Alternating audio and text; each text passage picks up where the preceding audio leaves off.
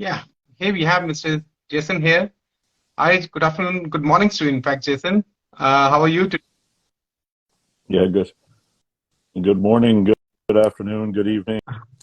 Yes, sir, in my office in Canada. Thankfully, not so much travel in January, but travel Absolutely. begins And again I very soon. understand how busy your life is, and it's sometimes difficult to catch a hold of things, and really appreciate that you have taken out your valuable time for this session. We're just gonna start this session in 1 minute. Before we start, I just wanted to let the seafarers know about the discussions we're gonna have in this session is about the role of port chaplains in supporting crew at ports. And as I was mentioning about that, it's important for seafarers when they arrive in ports to have welfare facilities, to have various kind of measures in place so that they can talk to some people in confidence if they need to. And we will be discussing all these things in today's session with the expert, Mr. Jason Zuidema, all the way from Canada to help us understand why the seafarers needs port chaplains, who are the port chaplains, what their roles are, how they can further improve the welfare and well-being of seafarers. So I think it's very important that the seafarers takes notes of that. Those seafarers who are listening to this session, please make full utilization of this session. It is of information sharing sessions that we are conducting for you. Please take note of it, and hopefully we'll get along, with a new topic next month. The previous month, we also discussed about the gender diversity and the women in shipping issues with Ms. Sanjam Sahi Gupta. And it was very, very interesting session. A lot of seafarers raised their questions as well. So I think this session also, we look forward to have more interactions with seafarers who are participating today. We request all the seafarers to please add your questions in the chat box. We will pick them up after the session. And please only type the questions relevant to the topic today. Thank you so much. And here we go. First of all, wish you all a very, very happy new year.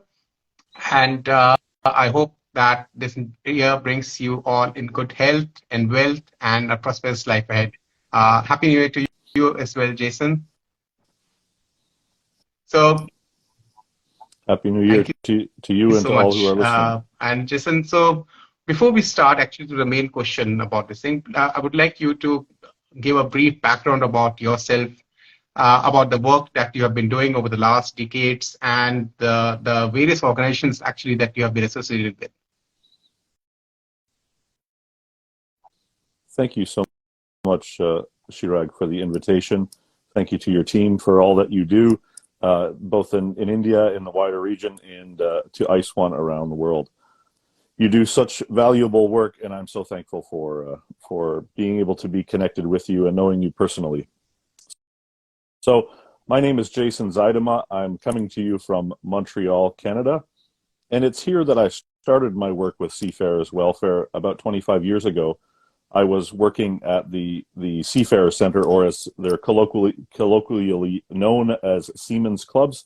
I worked here at the Seafarer Center for a number of years, visiting ships, going on board ships, and providing free transportation either to go to the market or going to the Seamen's Club, or providing, at that time, what we provided was telephone cards, and we provided especially telephones to call home.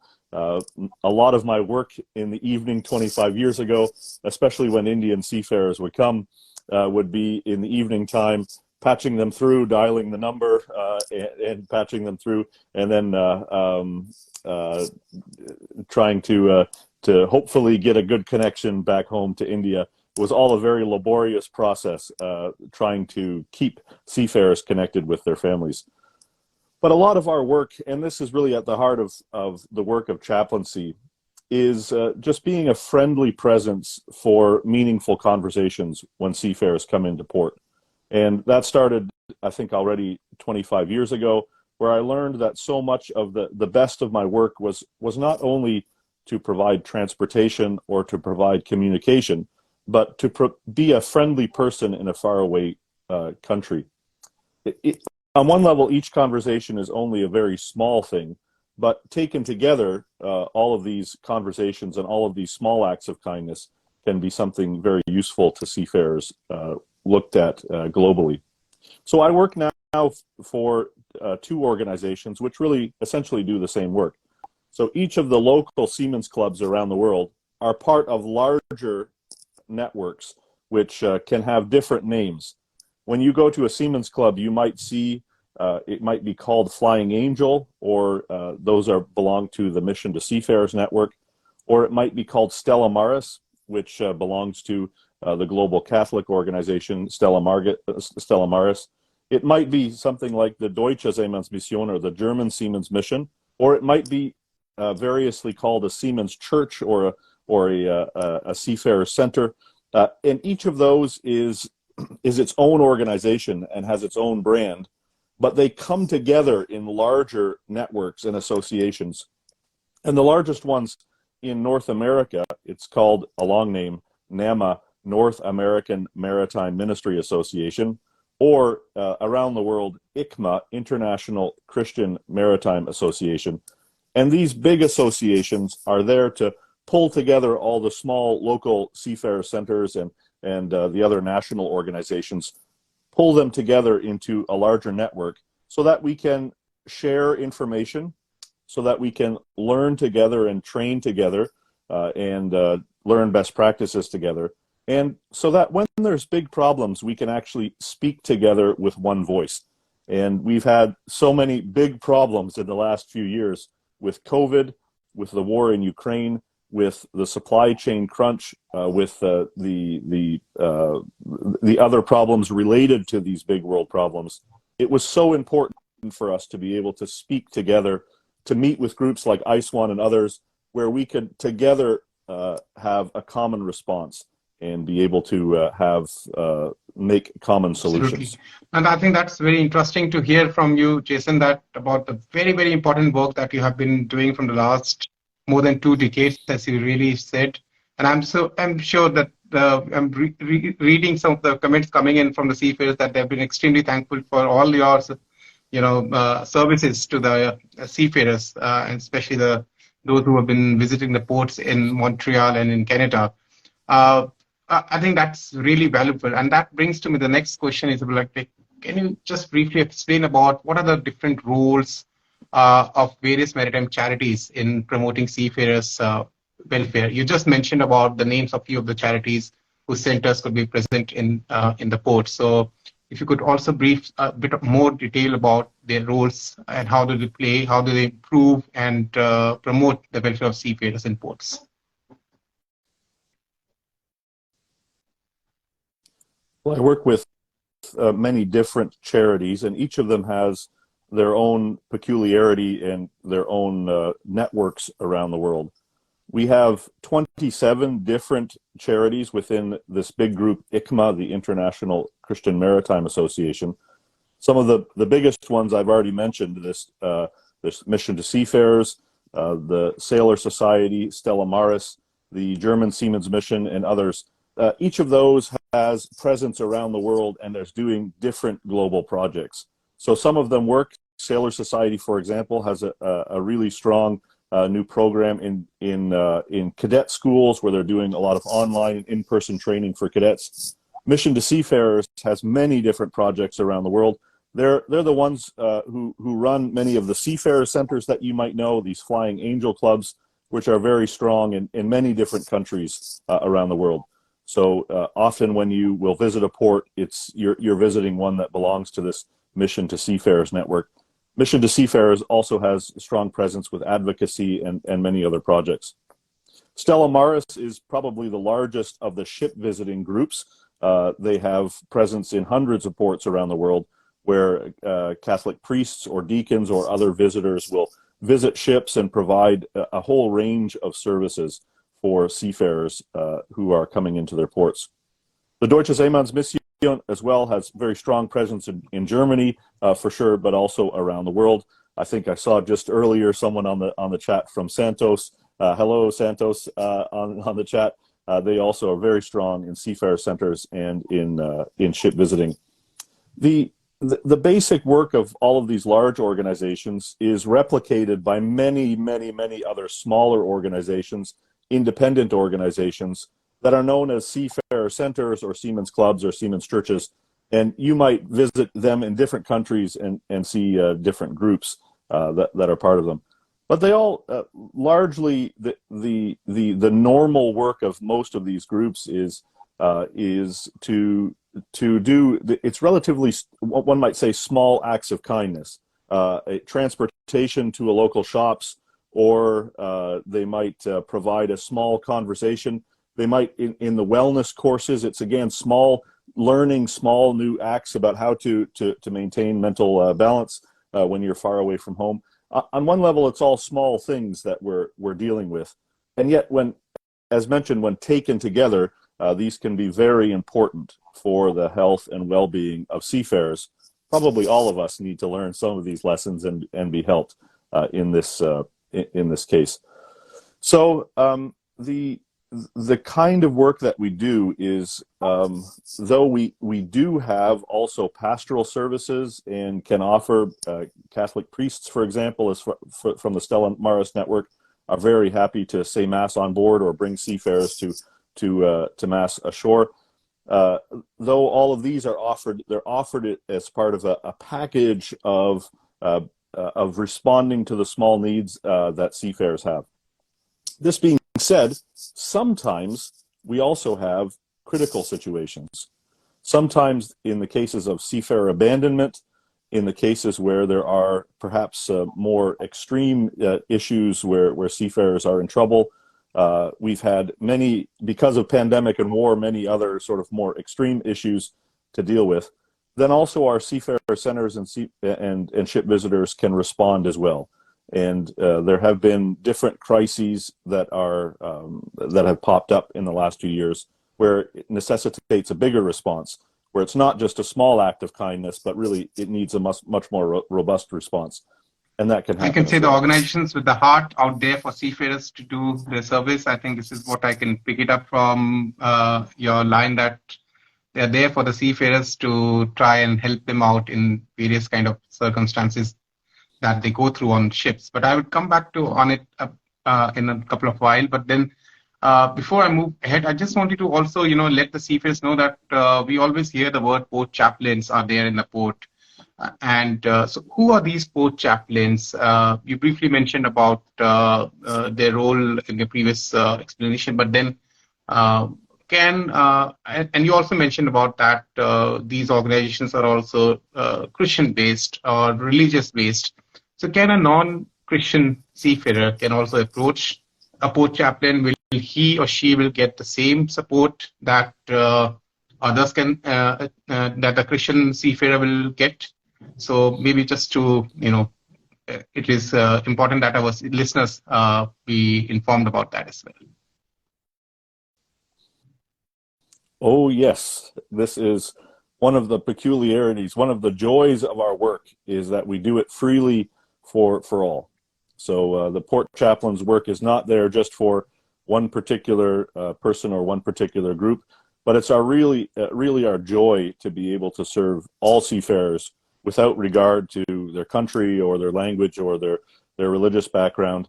I myself in Montreal, so long as you were a seafarer on a ship, you could, but even other port workers, sometimes others availed of our services as well. But we offer the transportation and the Seamen's Club and all of our services without regard to where the seafarers are from or what their cultural or religious background is. If the seafarers want more specialized religious services, for example, if they want to go to a Catholic Mass, or if they want to be guided towards other religious services in the community from other religious groups, they can also ask that. They can ask for more specific guidance if they want it. And we are very, very happy to provide whatever information that they might need. I go back to, I often compare our services with services at an airport. When you come into an airport, when I travel, I go to an airport and everything is there ready for me. There are taxis ready for me, information booth, There's a prayer room if I want it. There are a small market to buy things. There are SIM cards. Everything is so beautiful, ready right there at the exit. But in a seaport, especially a cargo ship or a tanker ship, which is farther out from the city, nothing is ready for me. I'm off on my own, and there's no welcome for me. And so a lot of what we do is to be those a one-stop shop for all of those services, including religious services, if seafarers want it. And if you see a ship visitor come on board, please ask them for any requests that you have. You might feel that it's a special request or something, and if the Seafarer Center can't do it, they'll tell you if it's too big or it's not possible. But if it's a regular request, make those requests. We're here for you to serve you, no matter what your background or Thank you culture. so much, Jason. And I can definitely vouch for that, because during my 10 years of sailing, I have used the services of both chaplains and the missions very much when visiting various ports across the globe. And I must say, I'm always very, very grateful to them. It feels like somebody is there for me in that port, although I do not know them, but they know me, what my life is all about on ship, and they can totally understand me much, much better than anyone else in that part of the world. So I used to feel very, very obliged and thankful to them for their entire services. So big shout out for all of our friends who are helping the seafarers there. Jason, let's move on to now that the chaplains support seafarers, and would you like to now share some of the examples how they have supported them in the past? There have been thousands and thousands of, I'm sure, examples on how the port chaplains have been supporting seafarers. I can narrate my own things, what I have, but then I would like to listen from some of the examples that you would like to share with us, which have touched the hearts, and how they have supported the seafarers when they were in great emergencies and in the kind of crisis when they needed the most. Well, now that you've said it, I kind of want to hear your stories more than I want to hear my stories in this. So I'll say a story, but now I want to hear your story as well. So I think that I had mentioned it. Mostly, it's small acts of kindness, small conversations that are important in our work.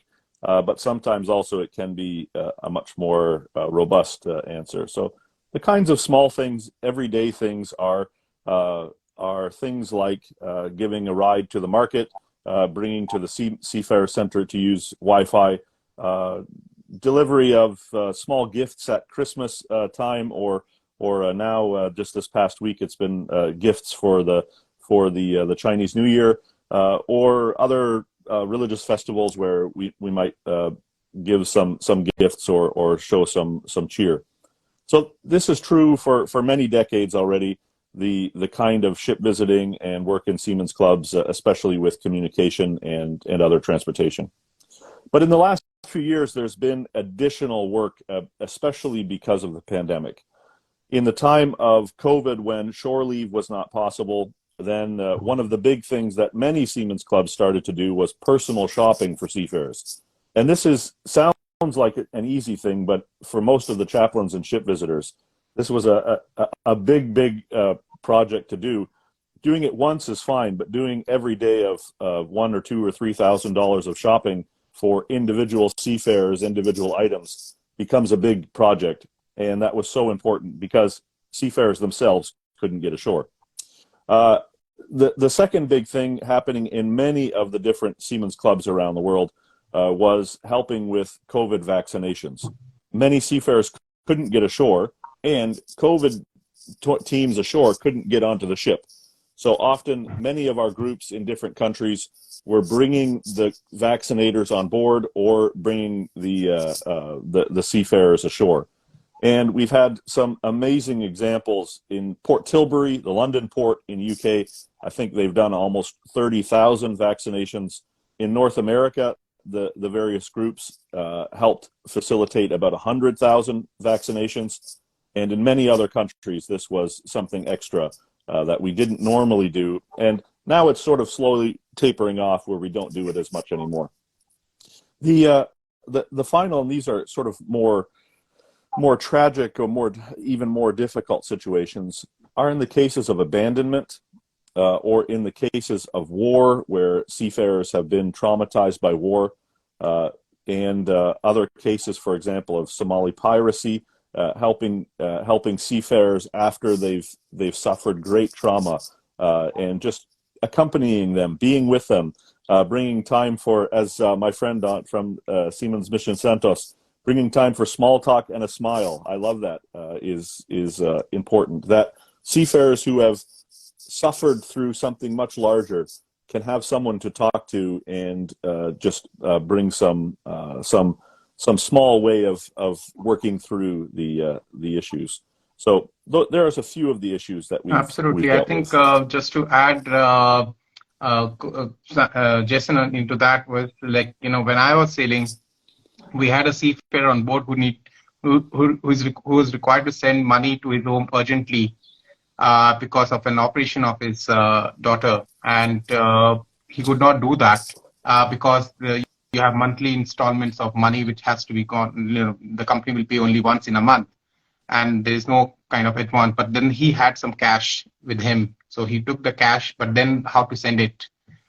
He could not step down in the port because of restrictions. But when the port chaplain came in to visit, he requested them, and this was done without any charges for the seafarer. And he was so and so thankful. When we were able to depart, the money was at the home, and I think nothing better than that could have served the seafarer. So this is a very small example you can say, but this touched my heart a lot in those days. That that the kind of support that they offered.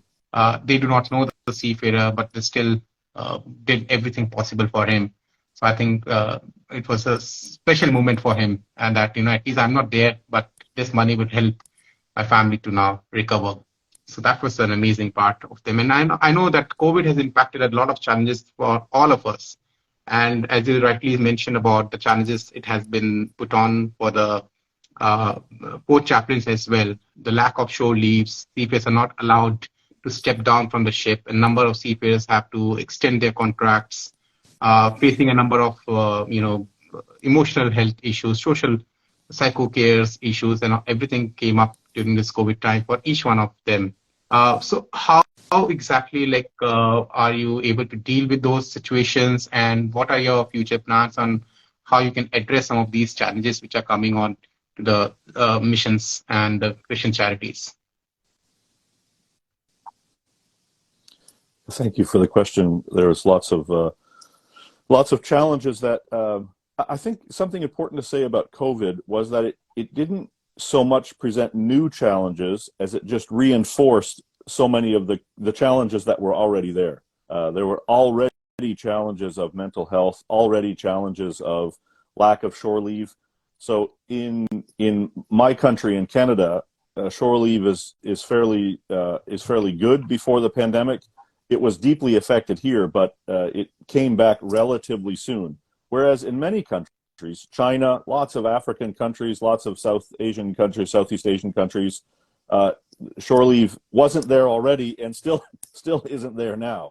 So there are lots of countries where it's too dangerous to go ashore, or you might as well put a big bullseye on you that you're carrying American dollars and that you're it's just too dangerous to go ashore, and it's not friendly places in the port areas of those countries. So it's a big part of our work is to, in general, promote shore leave and promote safe shore leave around the world. So that's one big thing, is just being able to not just accept the status quo, but to push for shore leave. I think shore leave is not only something that is important for to give a reward, so to speak, for seafarers, but it's their right. It's something they should have, but it's incredibly important for mental health, for stress relief, to go ashore and to just do something different.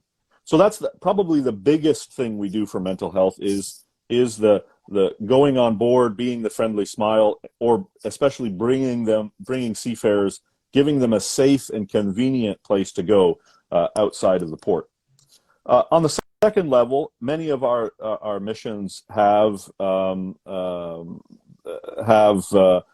online services. Again, the ones that I mentioned have various chat to a chaplain or chat services or wellness services. The Deutsche Seemannsmission has dsm.care. There are places where seafarers at 24/7 can talk to someone if they need someone to talk to, or they can speak to someone who just will be a friendly voice or a friendly chat on the other end of the line, and be able to talk to them. There are also a number of different resources, and I'd be happy to share them with you afterwards, from the different missions on trying to track seafarers' health and well-being. Again, Sailor Society with their Wellness at Sea. Mission to Seafarers has the Seafarers Happiness Index, and then many of the smaller charities or local charities are very keenly interested in promoting all of the tools for mental health and wellness. Often when they go on board, they might have some kind of a card that has information about that port, and there's phone numbers there if someone needs to talk to someone urgently, if they have helplines, if they're having a mental health crisis or issue.